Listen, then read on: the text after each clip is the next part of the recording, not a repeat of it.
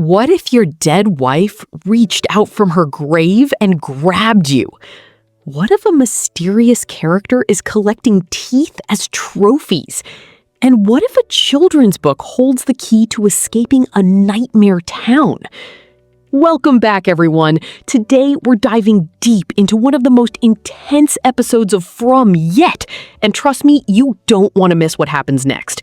Stick around till the end because I've got some wild theories that might just blow your mind. Hey everyone, welcome back to the channel.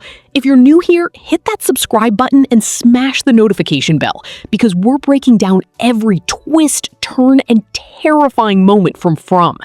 In today's video, we're dissecting the latest episode, covering everything from Elgin and Fatima's awkward reunion to the mysterious Lake of Tears, Victor's traumatic memories, and that jaw-dropping ending with Boyd. Let's get into it. Let's start with one of the most uncomfortable moments of the episode, Elgin and Fatima finally coming face to face. Now, if you've been keeping up, you know these two have serious history. Elgin kidnapped Fatima last season, and Fatima ended up giving birth to one of those nightmare creatures. Oh, and let's not forget, Fatima also murdered Tilly. Yeah, it's complicated. Someone thought it was a brilliant idea to keep them in the same house. My guess? Boyd wanted to maintain appearances because he's hiding the truth from the town. The torture, the kidnapping, the monster birth, everything.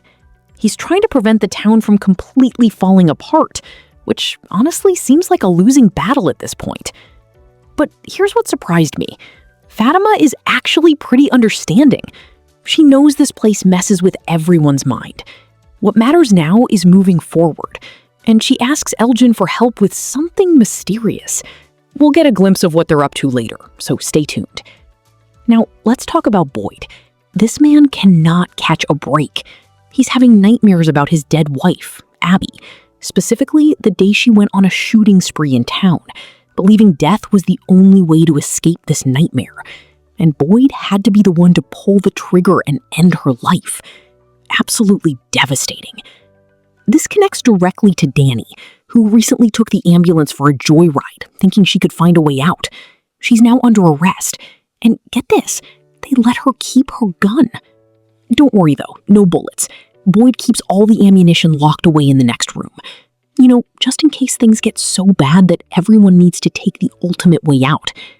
Dark, right? But Danny wants one bullet. Just one, so she can end it all in the woods.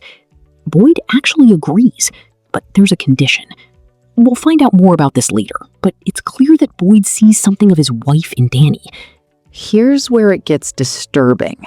This character, who's been disguised as someone's father, asks for a private moment with the body, and then, brace yourself, physically removes one of the pastor's teeth, saying, "I couldn't let you go without something to remember you by." What? Now, this could just be a sick memento thing. Serial killers do that, right? But From loves its callbacks. Remember Smiley's autopsy in season 2? They found a single human tooth and a wallet on him.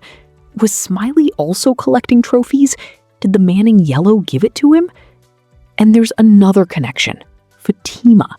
While she was pregnant with that monster, she started losing her teeth. Is there a deeper connection here? Are teeth somehow symbolic of transformation or corruption in this place? Let me know your theories in the comments.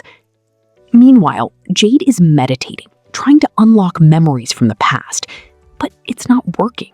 He's hitting a wall. So he comes up with a new theory, inspired by Henry's wife, Miranda. After she took acid, she started seeing visions of this place. Jade's thinking, maybe if I take some drugs, I can unlock something too. And wouldn't you know it, by the end of the episode, Jade discovers some mushrooms. Magic mushrooms, I'm betting. So buckle up, folks, because we're probably getting a full-on psychedelic Jade trip in the coming episodes. This could either give us major answers or completely mess with our heads. Maybe both.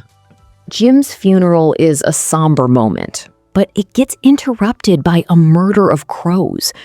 Kenny mentions this is the first time crows have gathered like this, aside from when they appear near the trees that signal new arrivals. We did see one crow fly into Colony House before, but never this many. There's definitely a connection between these crows and the man in yellow. Can this entity control them? Use them as spies? For example, a single crow watches as Victor, Jade, and Ethan discover the man in yellow's shirt, a shirt they believe was deliberately left for them to find. And here's where things get manipulative. The man in yellow, disguised and mingling with the townspeople, starts planting seeds of doubt. Kenny mentions that all the strange occurrences, the deaths of the Pratt family, Jade's friend Toby, Kenny's dad, all started when Jade and the Matthews family arrived. This character is basically telling everyone, hey, these people are the reason bad things are happening. It's a brilliant strategy if your goal is to tear the community apart from the inside. Now we get to one of my favorite storylines, the Lake of Tears. Victor shows Ethan a drawing of the Matthews family. These two have been friends since season 1, and they're about to embark on a quest to find this mysterious lake, a place Jim told Ethan to search for before he died. Ethan believes the lake has magical properties. It can heal people, maybe even bring them back from the dead. So naturally, he wants to use it to bring back his father. Heartbreaking, but also fascinating. Here's the thing. Ethan's been reading these books, particularly Flight of the Cromenel, and he believes the book is deeply connected to the town. Locations from the book mirror real places. The Lake of Tears is one of them. It's guarded by a forest spider, which means Boyd and Sarah might have been close to it when they passed through the spiderweb forest in season 1. There's also the Cavern of the Lonely Dragon mentioned in the book, which contains a map of the rainbow sky, the map the hero uses to find their way home. Could this map exist somewhere in the town? Maybe in the diner's storage room or the basement of Colony House? Victor agrees to help Ethan find the lake, but only if Ethan tells him what he's really searching for. This partnership is going to be key.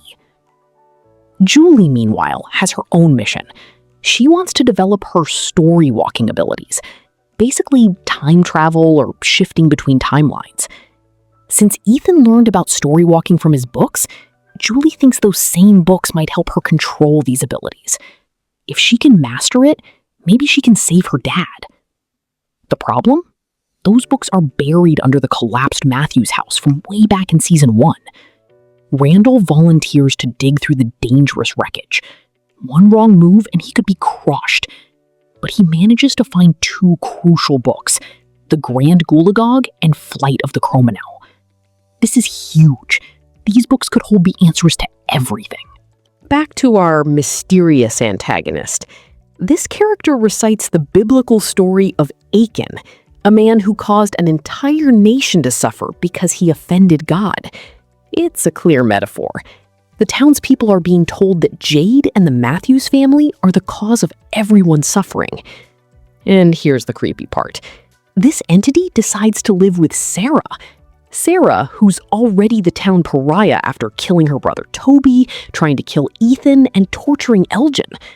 Why does the man in yellow want to be close to her? Does this entity know about Sarah's special abilities? The fact that she hears voices? Is the plan to manipulate her further? Or maybe use her as a pawn to create more chaos? Keep your enemies close, right? Tabitha is planning something drastic. She's written a goodbye letter to her kids and intends to go back through the bottle tree, hoping it'll take her home, or at least somewhere that can help. But Henry stops her. He's lost too much already, and he won't let Tabitha's kids lose both parents. Before they can argue further, they're interrupted by the boy in white, except now he's more like a teenager in white. Here's what we learn from him. The tree probably won't take Tabitha back to the lighthouse. It wasn't because she was special that she ended up there. It was just the right time. Dale went through at the wrong time and ended up in a wall. The trees move. Timing matters. The boy in white also says they're getting close, but they're running out of time. Close to what? Escaping? Understanding the truth? And why is time running out? Still cryptic, but at least we're getting some breadcrumbs. Victor finds the man in yellow's clothes near the ruins, and it triggers a massive panic attack. He literally pees his pants and cowers in fear. These clothes remind him of something he told himself wasn't real. Victor has a history of blocking traumatic memories. Objects trigger them. He's almost certainly encountered the man in yellow before and witnessed something horrific. As the season progresses, I bet we'll see flashbacks to what really happened during the massacre. Now for that ending. Boyd is at his wife's grave, talking about how this town is changing him, making him into a monster. He admits he needs help. And then a hand reaches out from the grave and grabs him. Is this real? Or is Boyd hallucinating? He's seen ghosts before. Father Cautry, the ballerina. Given his emotional state, this could be entirely in his head. But what if it's real? What if this leaves a mark on his wrist? Or what if Abby's grave contains an object, some clue he's been missing all along? Based on the trailers, here's what's coming. Boyd in the Colony House basement. Did Danny find something? Ellis and Ethan with backpacks. Are they searching for the Lake of Tears? Victor digs up a drawing of the man in yellow, confirming he's seen him before. Fatima mixing dirt and water at Colony House. Is she making art to process her trauma? Jade in the tunnels, possibly on his mushroom trip. He says he found answers. The man in yellow behind Sarah. Is this entity controlling her visions again? Tabitha gets a phone call. Is it Jim? The man in yellow using Jim's voice? Or their dead son Thomas?